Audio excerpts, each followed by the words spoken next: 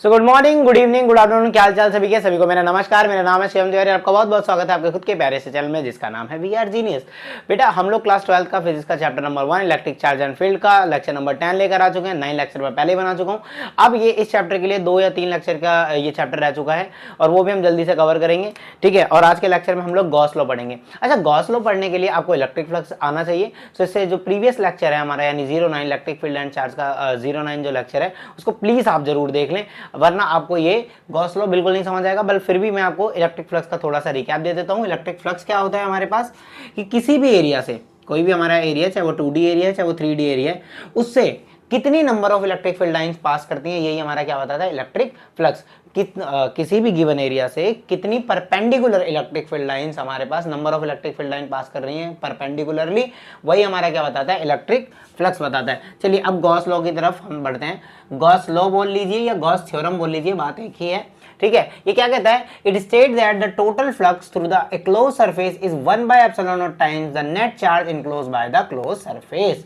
क्या कहने का मतलब है बेटा, इलेक्ट्रिक फ्लक्स अगर आप जानते हैं तो इलेक्ट्रिक फ्लक्स का जो फॉर्मूला होता है वो होता है सरफेस इंटीग्रल E.dA, ये होता है, ठीक है। ये हमारा इलेक्ट्रिक फ्लक्स का फॉर्मूला होता है कि इलेक्ट्रिक फील्ड इनटू में area vector, electric field dot product हो रहा है किसके साथ, एरिया वेक्टर के साथ, ये हमारा इलेक्ट्रिक फ्लक्स बोलता है।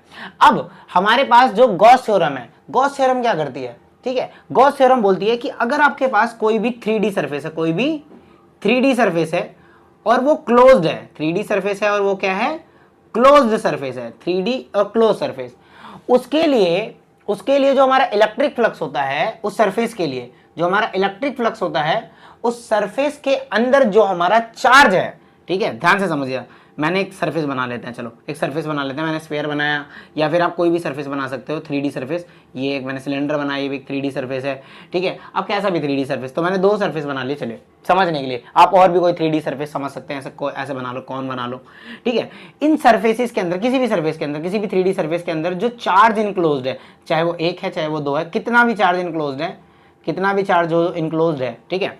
मैंने क्या बोला, गॉस थ्योरम की बात कर रहे हैं। गॉस थ्योरम क्या करेगा, आपको इलेक्ट्रिक फ्लक्स बताएगा। इलेक्ट्रिक फ्लक्स का नॉर्मली फॉर्मूला होता है E.dA, लेकिन गॉस थ्योरम क्या कहता है, गॉस थ्योरम कहता है कि किसी भी 3D सरफेस या किसी भी 3D क्लोज्ड सरफेस के लिए जो इलेक्ट्रिक फ्लक्स होता है, किसी भी 3D क्लोज सरफेस के लिए जो इलेक्ट्रिक फ्लक्स होता है, वो उसके इनसाइड, उस 3D सरफेस के इनसाइड जो चार्ज है इनसाइड चार्ज, उसके चार्ज बाय ε0 टाइम्स होता है क्या, इलेक्ट्रिक फ्लक्स। दोबारा समझो, बड़ी छोटी सी बात है, बड़ी आसान सी बात है। क्या बोला, कोई भी 3D सरफेस है, ठीक है, गॉस थ्योरम बोलता है कोई भी आपका जो 3D और क्लोज सरफेस है, 3D सरफेस होना चाहिए प्लस क्या होना चाहिए, क्लोज सरफेस होना चाहिए। उस क्लोज सरफेस के अंदर जो भी चार्ज इनसाइड इनक्लोज्ड है, मतलब उस 3D सरफेस के अंदर जितना भी चार्ज क्या है हमारे पास इनक्लोज्ड है, टोटल चार्ज 1 हो सकता है, 2 हो सकता है, 3 हो सकता है, टोटल चार्ज उस 3D सरफेस के अंदर इनक्लोज्ड है। तो ये गॉस थ्योरम के अकॉर्डिंग जो इलेक्ट्रिक फ्लक्स होगा उस 3D सरफेस का, वो बराबर होगा उस 3D सरफेस के अंदर जितना चार्ज है, charge inside 3D surface by ε0। बड़ा सिंपल सा बात था। क्या बोला, ये कहता है कि total flux through a closed surface, किसी भी क्लोज सरफेस के लिए जो टोटल फ्लक्स है वो 1/ε0 टाइम्स होगा जितना net charge enclose by the close surface. जितना क्लोज सरफेस के अंदर चार्ज इनक्लोज है उसके 1/ε0 टाइम होगा इलेक्ट्रिक फ्लक्स। यही हमारा क्या कहता है, गॉस थ्योरम कहता है। क्या बात समझ में आ गई, बहुत बढ़िया, ठीक है। चलो इस चीज को थोड़ा सा प्रूफ भी कर लेते हैं, इस चीज को हम थोड़ा प्रूफ करते हैं। कैसे, एक काम करते हैं, ये मैंने चार्ज बना लिया, ये हमारा चार्ज है, ये पॉजिटिव चार्ज लिया। इस पॉजिटिव चार्ज के रिस्पेक्ट में मैं एक सरफेस बना रहा हूँ, 3D सरफेस, ठीक है। ये स्फीयर ले लिया मैंने, ठीक है। ये 3D मैंने एक ना क्या करा, चार्ज के यार मैंने पॉजिटिव चार्ज लिया, उस चार्ज के अलोंग क्या बना दिया, चारों तरफ एक 3D सरफेस बना दिया। अच्छा, ये जो 3D सरफेस बनाया है ये क्या होता है, ये हमारा गॉसियन सरफेस होता है। क्या होता है, हमारा गॉसियन सरफेस होता है, ठीक है। गॉसियन सरफेस क्या होता है, एक हाइपोथेटिकल सरफेस होता है। क्या होता है, एक हाइपोथेटिकल, एक मनगढ़ंत सरफेस बनाते हैं जिसके अंदर हम किसी भी क्लोज चार्ज को हम क्या करते हैं, इनक्लोज। अब वो जो गॉसियन सरफेस है वो आप अपने अकॉर्डिंग बना सकते हैं, ठीक है। तो ये गॉसियन सरफेस होता है, नॉर्मल एक 3D सरफेस ही है जिसके अंदर एक चार्ज इनक्लोज करना है, उसी सरफेस को हम गॉसियन सरफेस बोलते हैं। अच्छा, अब ये जो पॉजिटिव चार्ज है, क्यों, इसकी वजह से इलेक्ट्रिक फील्ड ऐसे चारों तरफ निकल रही होंगी, इधर भी, चारों तरफ निकल रही होंगी, ठीक है। अच्छा, इलेक्ट्रिक फील्ड चारों तरफ ऐसे निकल रही है, हर तरफ ऐसे किसी भी तरफ। अब एक काम करता हूं, इस 3D सरफेस का मैं क्या चाहता हूं, इस 3D सरफेस का मैं इलेक्ट्रिक फ्लक्स निकालना चाहता हूं। क्या निकालना चाहता हूं? Electric flux. इलेक्ट्रिक फ्लक्स होता है surface integral of E dot D. ठीक है, अब मुझे क्या करना है, इलेक्ट्रिक फील्ड तो मेरे को पता है चारों तरफ सेम है भाई, सारी तरफ क्या है, सेम इलेक्ट्रिक फील्ड है भाई। ये गॉसियन सरफेस मैंने स्पेयर लिया है, तो जो यहाँ से यहाँ तक का रेडियस होगा वो r होगा, यहाँ से यहाँ तक का रेडियस भी r, भाई रेडियस तो r है, तो r डिस्टेंस पे जो इलेक्ट्रिक फील्ड होगी हर तरफ हर पॉइंट पर क्या होगी, इक्वल है भाई। सेम चार्ज से निकल रही है इलेक्ट्रिक फील्ड, हर सेम पॉइंट पर इलेक्ट्रिक फील्ड सेम होगी, बहुत बढ़िया बात है। यानी पूरे इस गॉसियन सरफेस पर जो इलेक्ट्रिक फील्ड होगी वो कांस्टेंट है। ठीक है, ये बात तो समझ आ रही है। अच्छा, तो इलेक्ट्रिक फ्लक्स कैसे निकालेंगे, तो हम एक काम करते हैं, हम छोटा सा यहाँ से सरफेस काट लेते हैं, यहाँ पर हम छोटा सा एक सरफेस काट लेते हैं, और इस सरफेस का जो एरिया वेक्टर होगा ऐसे आउटसाइड होगा, आपको पता है ना, सरफेस का एरिया वेक्टर हम बाहर की साइड लेते हैं, 3D सरफेस का एरिया हमेशा कौन सी साइड लेते हैं, आउटसाइड लेते हैं। तो हमने यहाँ पर एक DA वेक्टर ले लिया। सो इसके लिए हम एक छोटा सा फ्लक्स निकालेंगे, d∅, क्या आ जाएगा, E डॉट DA। अच्छा, यहाँ से वेक्टर हटाएंगे तो क्या आ जाएगा, cos थीटा, और दोनों एक ही साइड है तो cos 0, दोनों एक ही साइड है तो एंगल कितना है, cos 0। तो यहाँ से जो हमारा d∅ आया वो कितना आ गया, E डॉट DA आ गया, बहुत बढ़िया। तो ऐसे ऐसे हम एक काम करते हैं, यहाँ से भी एक छोटा सा सरफेस काट लेंगे DA, यहाँ से भी एक छोटा सा सरफेस काट लेंगे DA, यहाँ से भी एक छोटा सरफेस काट लेंगे DA, यहाँ से भी ऐसे छोटा सरफेस काट लेंगे DA, यहाँ से भी ऐसे पूरे के पूरे स्पेयर पे छोटा छोटा DA सरफेस काट लेंगे, और सबके लिए इलेक्ट्रिक फील्ड d∅ निकालेंगे, और सारे d∅ फ्लक्स को क्या कर लेंगे, जोड़ लेंगे। और आपको पता है जब हम ऐसे बहुत सारे d∅ या बहुत सारे इंटीग्रेटेड चीज़ों को जोड़ना होता है तो हम क्या करते हैं, उसका इंटीग्रेट करते हैं। तो मुझे चाहिए नेट फ्लक्स चाहिए, सो नेट फ्लक्स चाहिए मेरे को। नेट फ्लक्स के लिए क्या करेंगे, इसका इंटीग्रेट कर देंगे, किसका, d∅ का। ठीक है, अब d∅ का इंटीग्रेट करना है, d∅ क्या है हमारे पास, E डॉट DA है। ठीक है, अच्छा E बाहर ले लेंगे, E क्या करेंगे, बाहर ले लेंगे, अंदर क्या बचा, DA बचा। अब ये जो DA है ये एरिया है, सरफेस एरिया, और हमें क्या करना है, इस पूरे स्पेयर का, ये जो पूरा स्पेयर लिया है, जो 3D सरफेस लिया है, इसका हमें सरफेस इंटीग्रेशन ही तो करना है, इसके सरफेस का ही तो इंटीग्रेशन का, सरफेस एरिया तो निकालना है इसका वॉल्यूम थोड़ा ना निकालना है, हमें तो इसका सरफेस एरिया निकालना है। तो इस पूरे सरफेस का क्या करना है, हमें इंटीग्रेशन करना है। अच्छा, तो एक बात बताओ, इलेक्ट्रिक फील्ड इनटू में इस पूरे सरफेस का जब तुम इंटीग्रेशन करोगे तो कितना आ जाएगा भाई, सरफेस एरिया क्या होता है, πr² होता है। सरफेस एरिया कितना होता है, πr² होता है। किसका, πr² किसका होता है, हमारे किसका, स्फेयर का होता है। अच्छा, अगर आपको इलेक्ट्रिक फील्ड पता हो, है, इलेक्ट्रिक फील्ड का फॉर्मूला क्या होता है, इलेक्ट्रिक फील्ड का फॉर्मूला होता है KQ/R। क्या होता है, इलेक्ट्रिक फील्ड का फॉर्मूला होता है KQ/R। तो यहाँ पर हमारे पास क्या है, Q ये है।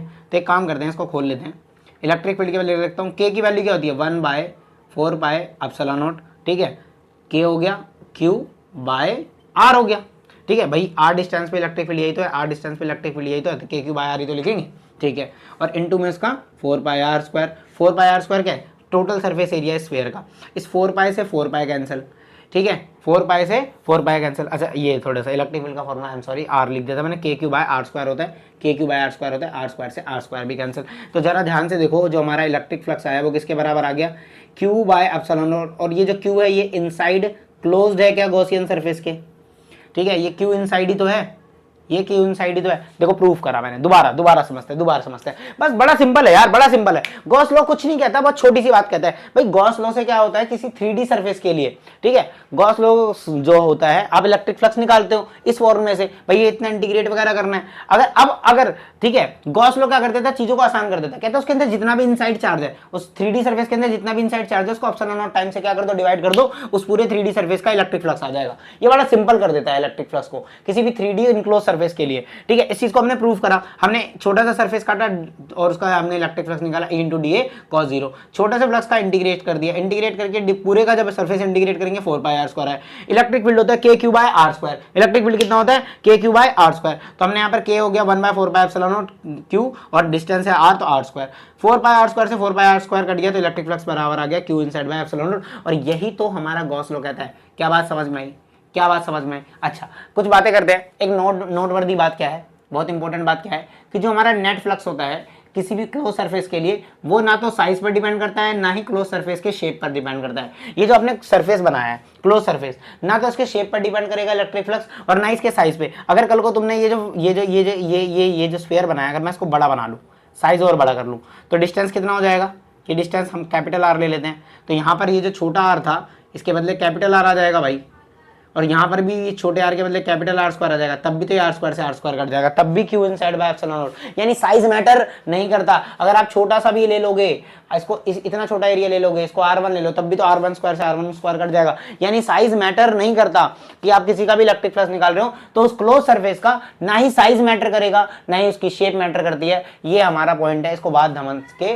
बिल्कुल मतलब माइंड में उतार लेना है, ठीक है। इतनी बात समझ में आ रही है क्या? अच्छा, कुछ इंपॉर्टेंट पॉइंट्स हैं, इस इंपॉर्टेंट पॉइंट को डिस्कस करते हैं, है ना। कि गॉस लॉ के कुछ इंपॉर्टेंट पॉइंट्स है। क्या कहता है? सबसे पहली बात कहता है if the net charge enclose bye a close surface, अगर कोई भी क्लोज सरफेस है, अगर अपने पास कोई भी क्लोज सरफेस है, उसके अंदर जो हमारा नेट चार्ज है वो क्या है? जीरो। अगर उसके अंदर जो नेट चार्ज आ रहा है वो है जीरो। बेटा जीरो कैसे आ जाएगा भाई? अगर यहाँ पर हमने एक प्लस क्यू ले लिया और एक माइनस क्यू ले लिया, अब इन दोनों को जो सम करेंगे, एक प्लस का है एक माइनस का है, तो नेट चार्ज इनसाइड कितना है? जीरो है। तो उसका जो फ्लक्स आएगा वो भी कितना आएगा? जीरो आएगा, है ना। किसी भी क्लोज सरफेस के अंदर जो नेट चार्ज है, भाई एक जरूर थोड़ा एक ही चार्ज हो, कई सारे चार्ज भी हो सकते हैं, हमको बस देखना है उसके इनक्लोज कौन कितने चार्ज है, उसके इनक्लोज नेट चार्ज। अब इसका नेट निकालोगे, देखो एक प्लस क्यू एक माइनस क्यू, नेट कितना होगा? प्लस माइनस खत्म, नेट जीरो आ गया।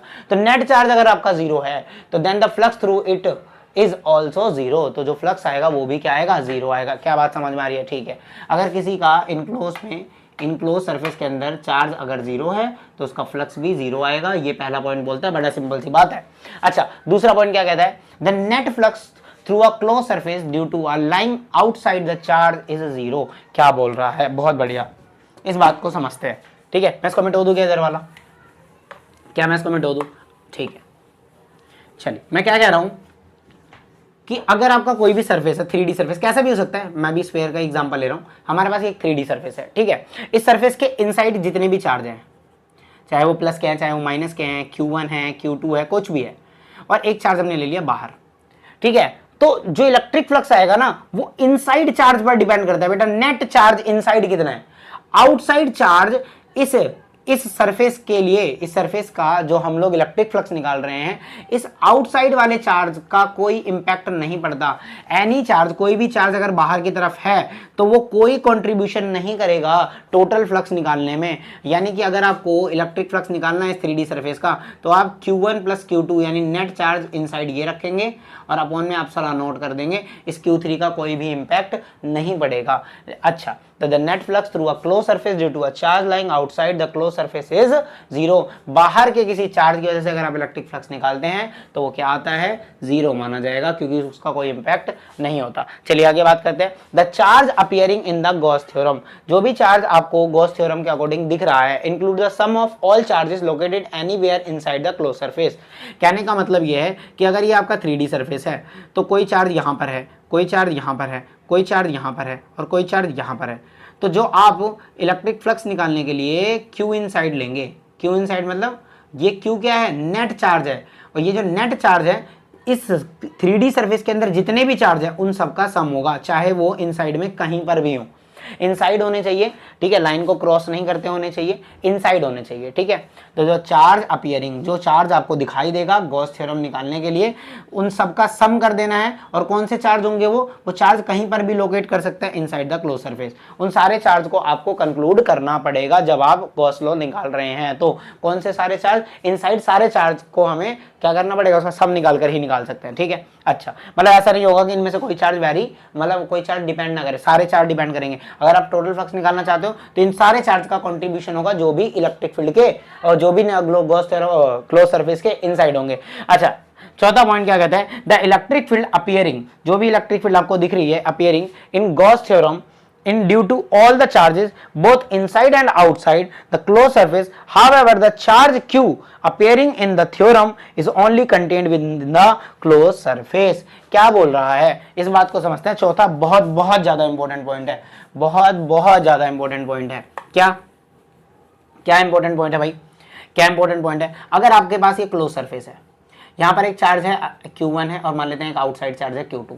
तो अगर आप इस जगह पर, इस पॉइंट पर सपोज कर लेते हैं आप इलेक्ट्रिक फील्ड निकालना चाहते हैं नेट, आप इलेक्ट्रिक फील्ड निकालना चाहते हैं नेट, तो इस चार्ज की वजह से जो इलेक्ट्रिक फील्ड इस पॉइंट पर होगी और इस चार्ज की वजह से जो इलेक्ट्रिक फील्ड इस पॉइंट पर होगी, या और भी कई सारे चार्ज हो सकते हैं, इस चार्ज की वजह से भी जो इलेक्ट्रिक फील्ड इस पॉइंट पर होगी, उन सबका आप लोग क्या करेंगे? किसी एट अ पॉइंट पर इलेक्ट्रिक फील्ड नेट निकालेंगे। मतलब किसी भी पॉइंट पर ठीक है, किसी भी पॉइंट पर, ठीक है, क्या लिखा हुआ है, the electric field appearing in Gauss theorem, जो भी आपको गॉस थ्योरम में इलेक्ट्रिक फील्ड दिखाई जा रही है ना, गॉस थ्योरम के अकॉर्डिंग यहाँ पर अगर हम बात करें इलेक्ट्रिक फील्ड की, तो इलेक्ट्रिक फील्ड सबकी कंक्लूड करी जाएगी, चाहे वो इनसाइड द क्या हो, चाहे इनसाइड द क्लोज सरफेस हो, चाहे आउटसाइड द क्लोज सरफेस हो। अगर आपसे आपने वाला फॉर्मूला पढ़ा, ये वाला फॉर्मूला पढ़ा, क्या है ये, क्या है, सबसे पहले इलेक्ट्रिक फ्लक्स का फॉर्मूला होता है ई डॉट डी ए। ये जो ई है, ये जो ई है, ये नेट इलेक्ट्रिक फील्ड है, किसी पॉइंट पर नेट इलेक्ट्रिक फील्ड, और ये जो नेट इलेक्ट्रिक फील्ड होगा ये इनसाइड वाले चार्जों के लिए भी होगा और आउटसाइड वाले चार्जों के लिए भी होगा। कहने का मतलब क्या कि इनसाइड और आउटसाइड जितने भी चार्ज हैं उन सब की जो नेट इलेक्ट्रिक फील्ड होगी, उन सबसे बनने वाली जो इलेक्ट्रिक फील्ड होगी, जैसे अगर आप मान लो इस पॉइंट पे इलेक्ट्रिक फील्ड देखना चाहते हो कितनी इलेक्ट्रिक फील्ड है, ठीक है, इस गॉसियन सरफेस के इस पॉइंट पर देखना चाहते हो, तो इसकी चाहे इनसाइड वाले चार्ज हो और चाहे आउटसाइड, सबकी इलेक्ट्रिक फील्ड का नेट निकालोगे आप उस पॉइंट पर, और वो इलेक्ट्रिक फील्ड क्या होगी, आपकी नेट इलेक्ट्रिक फील्ड होगी यहाँ पर जो आप रखोगे। यानी कि गॉस थ्योरम के अंदर जो इलेक्ट्रिक फील्ड आपको दिखाई देती है, वो चाहे वो अंदर के चार्ज हो चाहे वो बाहर के चार्ज हो, वो उन सबकी नेट इलेक्ट्रिक फील्ड होती है, उन सबसे निकाली गई नेट इलेक्ट्रिक फील्ड होती है। लेकिन जब आप इलेक्ट्रिक फ्लक्स निकालते हो इस वाले फॉर्मूले से, Q inside by epsilon not, तो यहां पर जो चार्ज रखते हो, यहां पर चार्ज सिर्फ अंदर वाला रखते हो, बाहर वाला नहीं रखते। फ्लक्स निकालने के लिए जो आप ये वाला फॉर्मूला लगाते हो, वहां पर आपको चार्ज ये कंक्लूड करना पड़ता है जो सिर्फ अंदर है क्लोज सरफेस के, बजाय जब आप इलेक्ट्रिक फील्ड निकाल रहे हो, चाहे गॉस थ्योरम के अंदर चाहे वैसे भी, तो क्लोज सरफेस के अंदर वाले चार्ज की भी इलेक्ट्रिक फील्ड आपको लेनी पड़ेगी, बाहर की भी इलेक्ट्रिक फील्ड आपको लेनी पड़ेगी, बाहर वाले चार्ज की भी। आ रही है बात समझ में? ये चार बहुत ज्यादा इंपॉर्टेंट पॉइंट है गॉस थ्योरम के, ठीक है। सो फटाफट से इन चारों पॉइंट को एक बार आप नोट कर लो। तो बेटा देखो, जैसे कि मैंने तुम्हें गॉसियन सरफेस बताया था, एक हाइपोथेटिकल सरफेस होता है, इसकी डेफिनेशन भी यहाँ पर लिखी हुई है। क्या हुआ है? Any hypothetical close surface enclose a charge is called Gaussian surface of that charge. यानी किसी भी चार्ज के सराउंडिंग आप एक क्लोज सरफेस बना सकते हो, और वो क्लोज सरफेस जो होगा वो गॉसियन सरफेस होगा, ठीक है। ये एक हाइपोथेटिकल सरफेस होता है, ये हम अपने अकॉर्डिंग बनाते हैं, ठीक है। और कितना भी बड़ा बना सकते हैं, कितना भी छोटा बना सकते हैं, आपको पता है इलेक्ट्रिक फ्लक्स जो होता है उस साइज और शेप पर डिपेंड नहीं करता, ठीक है। चलिए बात करते हैं। अच्छा, जो गॉस लॉ होता है ना बेटा, गॉस लॉ जो है अप्लीकेबल हर जगह होता है, अप्लीकेबल ऑलवेज, हमेशा अप्लीकेबल होता है, लेकिन क्या इसका हम इस्तेमाल हमेशा करते हैं? नहीं। क्यों? क्योंकि ये हर जगह यूजफुल नहीं है, बट नॉट यूजफुल। कहने का मतलब क्या है? कहने का मतलब क्या है कि भाई देखो, गॉस लॉ आप लगा सकते हो, कभी भी 3D सरफेस है आप गॉस लॉ लगा लो, बहुत बढ़िया बात है। बट कई बार क्या होता है ना कि चीजें जैसे हम किसी 3D सरफेस में निकाल रहे हैं और गॉस लॉस लगा कर निकाल रहे हैं, तो वो हमें टफ पड़ रहा है, बल्कि हम दूसरे या नॉर्मल तरीके से निकाल रहे हैं तो हमें आसान पड़ रहा है। तो गॉस लॉ जो होता है हम हर जगह नहीं लगाते, हम गॉस लॉ कुछ ऐसी जगहों पर लगाते हैं जिससे हमारा फ्लक्स इजीली निकल आता है, ठीक है। मतलब मैं आपको बताता हूँ, यहाँ पर कुछ कंडीशंस दी हुई है, ये आपके सिलेबस के अकॉर्डिंग हमने कंडीशंस ली हैं, ठीक है, जो हमारे क्लास 12 के नीट के जेईई के सिलेबस में है, जो हमारे पास सरफेसेस दिए होते हैं जहाँ पर हम गॉस लॉ लगाते हैं, है ना। तो उन जगहों पे हमने ये कंडीशंस ली हैं कि हम इन जहाँ पर ये कंडीशंस होंगी वहाँ पर गॉस लॉ लगाएंगे। ऐसा क्यों कर रहे हैं कि भाई जहाँ पर ये कंडीशंस होंगी वहीं पर गॉस लॉ लगाएंगे? क्योंकि वहाँ पर अप्लीकेबल के साथ साथ यूजफुल है। यूजफुल का मतलब बहुत इजी फ्लक्स, इसी तरीके से, आसान तरीके से फ्लक्स निकल जाता है। अगर ये बात करें क्या सर ये जहाँ पर ये कंडीशन सेटिस्फाई नहीं हो रही या इनमें से एक भी कंडीशन नहीं मैच कर रही, क्या वहाँ पर गॉस लॉ नहीं लगा सकता? वहाँ पर भी लगा भाई, लगा सकता है, लेकिन वहां पर हो सकता है उतनी आसानी से आंसर ना आए। इसीलिए गॉस लॉ जो है वो हर जगह अप्लीकेबल तो होता है लेकिन हर जगह यूजफुल नहीं होता। आप समझ रहे हैं क्या मेरी बात? ठीक है, तो गॉस लॉ जो है, या जो हम गॉस लॉ की अभी आने वाले जो वीडियोस में एप्लीकेशंस भी पढ़ेंगे, वहां पर भी देखना ये सारी कंडीशंस मैंडेटरी होंगी, वहां पर भी हम इन सारी कंडीशंस को लेकर चलेंगे। इसलिए कंडीशन इंपॉर्टेंट हो जाती है, कई बार आपसे पूछ लिया जाता है, और नहीं पूछा जाता तो इवन आपको निकालने के लिए कंडीशंस पता होनी चाहिए। पहली कंडीशन ये है कि जो भी आप गॉसियन सरफेस बनाएंगे वो सिमेट्रिक होना चाहिए about the charge and charge distribution. जैसे कि हमारा ये चार्ज है, ठीक है, तो आप ये भी एक गॉसियन सरफेस है, कुछ भी बना दो, एक 3D क्लोज सरफेस, बट यहाँ पर ये देखो ये सिमेट्रिक नहीं है चारों तरफ, है ना। और बल्कि यही अगर मैं इस चार्ज के अराउंड एक स्फीयर बनाता हूँ तो वो क्या है, चारों तरफ सिमेट्रिक है। तो आप जो भी चार्ज को इनक्लोज कर रहे हो या जितने भी नेट चार्जेस को आप इनक्लोज कर रहे हो उसके अराउंड जो आप गॉसियन सरफेस बनाओगे वो गॉसियन सरफेस कैसे बनाओगे, सिमेट्रिक बनाओगे, ठीक है। दूसरी बात, सिमेट्रिक के साथ साथ गॉसियन सरफेस पे वो हर जगह पर, गॉसियन सरफेस पे हर जगह पर इलेक्ट्रिक फील्ड सेम होनी चाहिए एट अ पॉइंट। अब जैसे देखो इस चार्ज की वजह से इस पॉइंट पर अगर r डिस्टेंस पे देखो इसका रेडियस क्या होगा, स्फीयर का r होगा, तो यहाँ पर भी इलेक्ट्रिक फील्ड होगी k³ r²। यहाँ पर भी होगी K Q by R square, यानी किसी भी पॉइंट पर देखोगे तो इलेक्ट्रिक फील्ड क्या होगी K Q by R square. But अगर सिमेट्रिक हमारा नहीं है, क्या नाम है, गॉसियन सरफेस, तो यहाँ R1 हो गया, ये R2 डिस्टेंस, ये R3 डिस्टेंस है, यहाँ पे इलेक्ट्रिक फील्ड होगी K Q by R square R1 square, यहाँ पर होगी K Q bye R2 square, यहाँ पर होगी K Q bye R3 square. मतलब सिमेट्रिक के साथ साथ उस गॉसियन सरफेस पे हर पॉइंट पर इलेक्ट्रिक फील्ड क्या होनी चाहिए, सेम होनी चाहिए, ठीक है। The electric field must be symmetric at the all point of the Gaussian surface. ये दो कंडीशन मैंडेटरी हो गई। तीसरी कंडीशन क्या है, जो इलेक्ट्रिक फील्ड और एरिया वेक्टर के बीच में एंगल बनना चाहिए वो पूरे के पूरे सरफेस पे, जब कोई भी आपने पूरा सरफेस बनाया ये, इसके हर सरफेस में यहाँ पर भी एरिया वेक्टर होगा, यहाँ पर भी एरिया वेक्टर होगा, यहाँ पर भी एरिया वेक्टर होगा, और हर सरफेस के इस गॉसियन सरफेस के हर पॉइंट पर जो इलेक्ट्रिक फील्ड और एरिया के वेक्टर के बीच में जो एंगल बन रहा होगा वो सेम बनना चाहिए। ये नहीं कि यहाँ पर अगर यहाँ पर 0 बन रहा है, यहाँ पर 90 बन रहा है, यहाँ पर 60, यहाँ पर 120, ऐसा नहीं होना चाहिए। एरिया वेक्टर मतलब गॉसियन सरफेस के हर एक पॉइंट पर इलेक्ट्रिक फील्ड और एरिया वेक्टर के द्वारा बनाया गया एंगल सब जगह क्या होना चाहिए, सेम होना चाहिए। और ज्यादातर हम वो वाले केसेस लेंगे जहां पर इन दोनों के बीच का एंगल 0 और 90 होगा। क्या बात समझ में आई, ठीक है। और लास्ट पॉइंट है, Gaussian surface must not pass through any point of charge, यानी अगर कोई गॉसियन सरफेस इस तरह से होता है, इस तरह से किसी चार्ज को काटता हुआ जा रहा है, तो हम वो गॉसियन सरफेस कंक्लूड नहीं करेंगे, हम वो गॉसियन सरफेस कंक्लूड करेंगे जिसके अंदर चार्ज है, ना कि वो किसी चार्ज को काटता हुआ जाए। क्या ये बात समझ में आ रही है, ठीक है। उसके अलावा जो हमारे गॉस लॉ है, इस पे अगर छोटे मोटे क्वेश्चन आ गए तो आपको चार्ज दिया, इलेक्ट्रिक फ्लक्स पूछ लेगा आपको, इनसाइड चार्ज दे देगा, तो चार्ज आप सबको देकर चार्ज की वैल्यू आप डाल देना और एप्सिलॉन नॉट से डिवाइड कर देना, इलेक्ट्रिक फ्लक्स दे देगा। Normal question. या फिर आपको एप्सिलॉन नॉट की वैल्यू तो पता ही होती है 8.85 इंटू समथिंग, और यहाँ पर जो फ्लक्स दे देगा आपको, तो आपसे चार्ज पूछ लेगा, इनसाइड द चार्ज बताओ, तो फ्लक्स को इससे क्या कर दोगे, एप्सिलॉन नॉट से मल्टीप्लाई करके चार्ज निकाल दोगे। तो ये छोटे मोटे बोर्ड लेवल के क्वेश्चन हैं।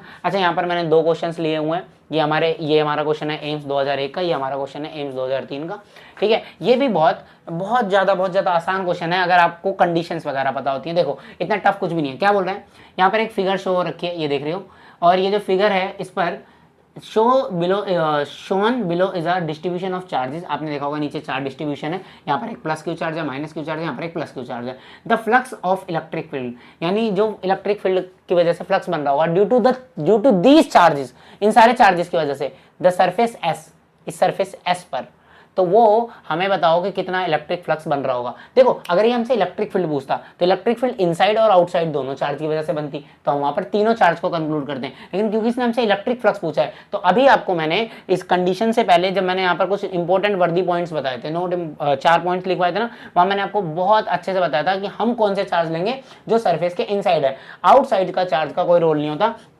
गॉस लॉ का सिंपल सा फॉर्मूला है कि किसी भी 3D सरफेस के अंदर जितना भी इनसाइड चार्ज है, अब यहाँ इनसाइड कितने चार्ज हैं, एक प्लस क्यू है और एक माइनस क्यू है ना, नेट चार्ज हो गया, ये इनसाइड चार्ज हो गया टोटल, ठीक है। और इसको डिवाइड कर दो किससे, एप्सिलॉन नॉट से, याद आएगा इलेक्ट्रिक फ्लक्स। बाहर वाले चार्ज को इलेक्ट्रिक फ्लक्स निकालते समय कंक्लूड नहीं करते, एक प्लस का चार्ज है, एक माइनस का चार्ज है, नेट चार्ज इनसाइड कितना हो गया 0, तो फ्लक्स भी कितना हो गया 0, तो इसका आंसर क्या है 0। बात खत्म। कितना आसान था, समझ आया क्या बेटा, फटाफट से ये वाला क्वेश्चन एक बार फटाफट से देखो क्या बोल रहा है। कह रहा है ए charge of Q enclose a cube, एक क्यूब है हमारे पास, क्यूब बना लेते हैं फटाफट से क्यूब बनाते हैं। ये हमारे पास, अच्छा क्यूबॉइड नहीं बनना चाहिए, क्यूब बनना चाहिए, ठीक है।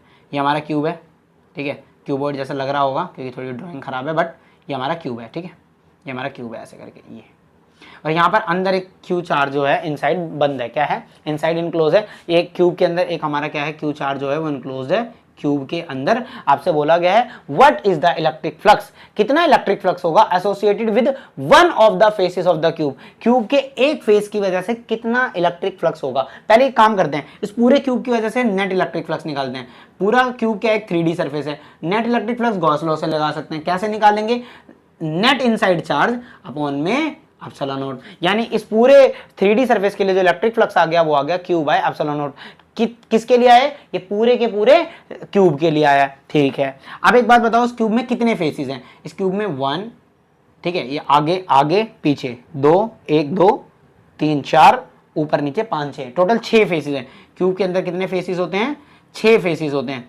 अब 6 फेसेस की वजह से, हर एक फेसेस की वजह से, 6 के 6 फेसेस की वजह से जो नेट इलेक्ट्रिक फ्लक्स है वो क्यू बाय एप्सिलॉन नॉट है। तो हर एक पर कितना होगा, हर एक पर, ईच फेस पर कितना होगा भाई, 6 फेस हैं तो ईच फेस पर कितना होगा 1/6 इलेक्ट्रिक फ्लक्स ईच फेज कितना होगा 1/6 Q बाय एप्सिलॉन नॉट। भाई हर एक फेज पे 1/6 1/6 1/6 होगा, तभी तो 6 फेसेस का 1/6 जोड़कर कितना आएगा Q बाय एप्सिलॉन नॉट आएगा। क्या बात समझ में आ रही है?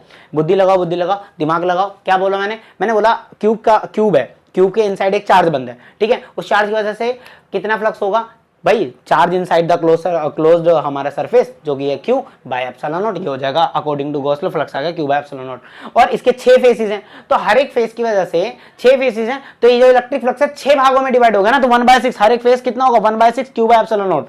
क्या आपको ऐसा कोई ऑप्शन दिख रहा है? तो क्या आपको ऐसा कोई ऑप्शन दिख रहा है? तो दोनों ही ऑप्शन डी थे, तो ये हमने फटाफट से खटाक कर दिया एम्स 2003 2001 के क्वेश्चंस को। बाकी इसके जो बहुत ज़्यादा जो क्वेश्चंस होंगे वो बोर्ड लेवल के और इसी तरह के क्वेश्चंस होंगे। बस आपको क्या याद रखनी है? कंडीशंस याद रखनी है, और वो जो इंपॉर्टेंट 4-5 पॉइंट बताए थे मैंने वो आपको याद रखना है। बाकी गॉस लॉ इतना सही है, ठीक है।